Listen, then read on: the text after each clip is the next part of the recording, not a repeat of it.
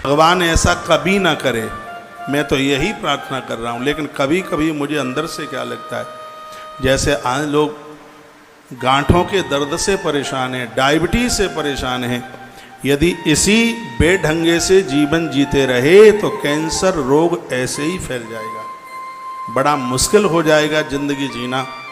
माताएं कौन सी तम्बाकू खाती हैं, माताएं कौन सी शराब पीती हैं, देखा जा रहा है कि माताओं के मध्य में भी बहुत ज़्यादा ये रोग पनप रहा है। ऐसे सावधान रहिए, बिना हल्दी की सब्जी मत खाइए, मेरी प्रार्थना है आपसे।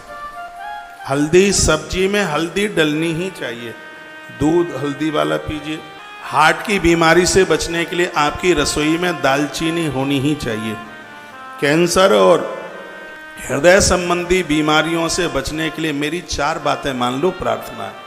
मैं एक बार फिर कहूँगा, मैं आपसे स्नेह करता हूँ इसलिए मैं हाथ जोड़ रहा हूँ, नहीं तो मेरी क्या अटकी पड़ी है। रिफाइंड को बैन आज से ही लगा दो, ये कैंसर और हृदय की बीमारियों को बढ़ा रहा है। रिफाइंड इसके ऊपर बैन लगा दो, ये घर में घुस ना पाए। और मैं इतने जोर से इसलिए बोल रहा हूँ, आश्रम के कितने लंबे चौड़े खर्चे हैं तो भी आश्रम में रिफाइंड को कहीं जगह नहीं है।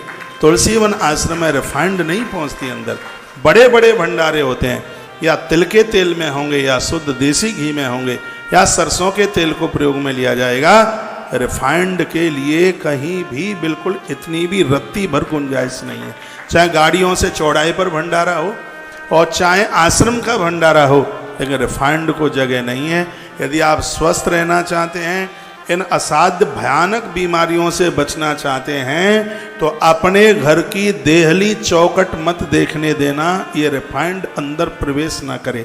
आप मेरी बहुत बात मानते हैं, प्लीज़ मेरी ये भी बात मान लीजिए।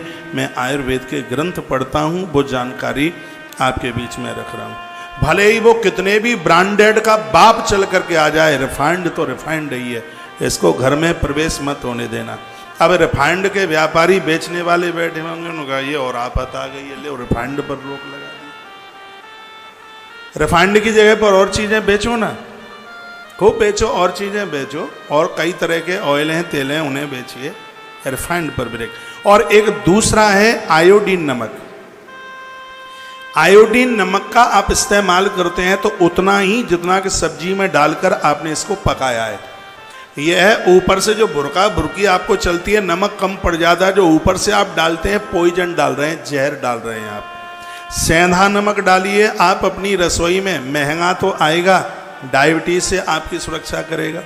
और ऐसी तमाम बीमारियां हैं, जब घर में आप फर्श पर पोंछा लगाते हैं तो बाल्टी में थोड़ा सा आप सेंधा नमक डालिए और उससे आप पोंछा लगाइए।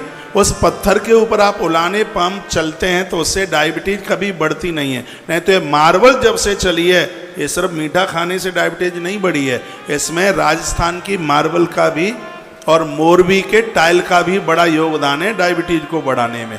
तो इसमें आप पोंछा लगाएं, उसमें सेंधा नमक डालें अपने खाने। मैंने लगभग कितनी मैंने 20 वर्ष से आयोडीन नमक नहीं खाया। मैंने 24 वर्ष से लाल मिर्च नहीं खाई, धोखे से भी नहीं खाई। मुझे पूरा 24 साल हो गए, नहीं तो आदमी धोखे से भी खा लेता है। नहीं तो पता नहीं ईश्वर ने कौन सी माटी का बनाया। जन्म से चाय नहीं पी कभी, तो बहुत बड़ी बात है। गुटखा, बीड़ी, सिगरेट, तम्बाकू, ये तो बहुत पीछे की बात रहेगी। आयोडीन, जिसको समुद्री नमक कहते हैं, इसका आप सेवन मत कीजिए। और ध्यान से सुनिएगा, सलाद के ऊपर काले नमक के अलावा कोई नमक ना डालें। खीरे में फ़ायदा करता है, सेब में तो इतना फ़ायदा करता है, जिसको माइग्रेन की बीमारी है, जिसको माथे का दर्द होता है, जिसको आधा सीसी का दर्द होता है, जिसका माथा झंझनाता रहता है, वो सुबह ही खाली पेट एक सेब की 4 फांक करें। नीचे से जोड़ा रहने दें उसको, अलग अलग नहीं, नीचे से जोड़ा रहे। उसमें काला नमक भर दीजिए, 10 मिनट के लिए उसको रख दीजिए। 10 मिनट के बाद में उस सेब को खाली पेट खाइए, माथे का दर्द आपका घर छोड़ करके भाग जाएगा। काले नमक का इतना बड़ा प्रभाव है। काला नमक शहद पानी में गरम मिला करके, गरम करके आप नशेड़ी को दे दीजिए, उसकी शराब छूट जाएगी, उसका हर प्रकार का नशा छूट जाएगा। इतना बड़ा प्रभाव है काला नमक, शहद गर्म पानी में, और आप उसको नशा करने वाले को आप दे दीजिएगा। उसको फायदा ही नहीं, वो मुक्त हो जाएगा नशे से। ये इतना फायदा करता है। तो ये चीजें आप प्रयोग में लीजिए। सुनिए, तो पहली बात हो गई रिफाइंड, दूसरा हो गया आयोडीन नमक, और तीसरी बात हो गई है वो है कुकर की दाल। ये पेट में गैस तो तभी से ज्यादा बनी है जब से आपने कुकर की दाल, आप कढ़ाई के नीचे मिट्टी का पोत ना लगाइए, उसको मिट्टी से नीचे पोतिए, फिर उसमें आप दाल बनाइए। थोड़ा सा आपका सिलेंडर ज़्यादा लग सकता है, लेकिन वो दाल आपके लिए अमृत बन जाएगी। कोई बहुत ज़्यादा जल्दी में, कभी हफ्ते 10 दिन में एक आध बार आपने कुकर में दाल बना ली, ये जानलेवा है कुकर की दाल। कुकर फटता है तो जान लेता है, कुकर की दाल भी ऐसे ही जान लेती है। तुलसीवन आश्रम में कुकर में दाल नहीं बनाई जाती। मैं व्यासपीठ से वही बोलता हूं जिसका हम परहेज करते हैं, इसका भी आप परहेज कीजिएगा। एक बहुत बड़ा राक्षस आपके घर में बैठा है, फ्रीज। इतना बड़ा डाकू है, क्या बोलूं मैं, है? उसमें से निकाल करके हाल ही भट्टी पर चढ़ा देते हो। फ्रीज की रखी हुई चीज 45 मिनट का गैप चूल्हे पर जाने में होना चाहिए। पहले फ्रीज से बाहर निकालो, 45 मिनट के बाद उसको गर्म। रिफाइंड को इतने उच्च तापमान के ऊपर बनाया जाता है, उसको बनाया जाता है। और सुनिएगा, जो भी आप तेल बार बार गर्म करके यूज ले रहे हो वो जानलेवा है। एक डडेला तेल होता है, ये बड़ी बड़ी कंपनियां हैं जो रिफाइंड यूज करती हैं। सुनिए, रिफाइंड एक बार यूज करके वो रिफाइंड को बाजार में बेच देती हैं।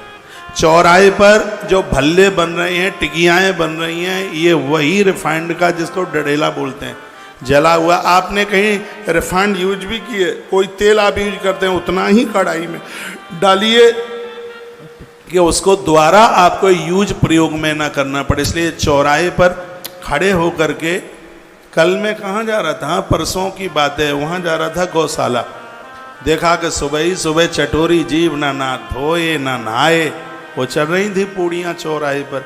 अब आंखों में पट्टी तो बंधी नहीं है, सब देखते ही जाते हैं। तो ऐसी लाइन, एक ठेली वाले के पास तो ऐसी लंबी लाइन लगी थी, वो कचौड़ी की लाइन लगी हुई होगी। गाड़ी मेरी बगल से खड़ी हुई, मैंने निगाह हल्की सी डाली, मुझे लगा कि डडेला के अलावा उसमें कुछ भी नहीं था कढ़ाई में।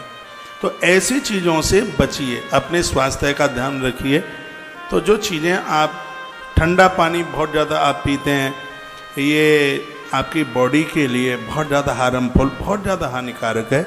और एक चीनी का प्रयोग बहुत कम कीजिए, ना के बराबर। खांड लीजिए, बूरा लीजिए, मिश्री लीजिए।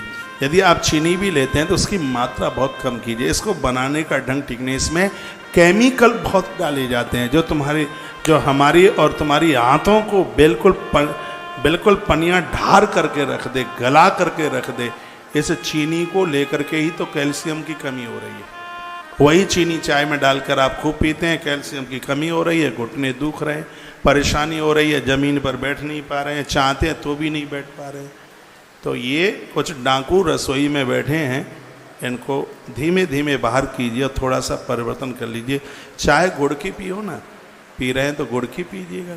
रसगुल्ला गुड़ का बनाओ। मैं आपके घर में रुका हूँ भैया, मेरे दूध में चीनी नहीं डाली जाती, मुझे बरसों हो गए इसको छोड़े। मेरी रिपोर्ट 100% सही है। इतनी कथा करके, इतनी मेहनत करके और आदमी स्वस्थ बना रहे तो भगवान की तो कृपा है ही, लेकिन मेरा एक जीवन जीने का ढंग भी है इसमें। यदि शरीर स्वस्थ नहीं होगा तो मैं इतनी यात्राएं कैसे करूँगा। अभी मैं आगे की जो मेरी यात्राएं आप सुनेंगे तो आप ये कहेंगे कि आदमी कौन सी मिट्टी का बना हुआ है। अभी तो बल्ला पकड़ा है, पारी तो पूरी बकाया है, अभी पूरा खेल बकाया, अभी तो शुरुआत।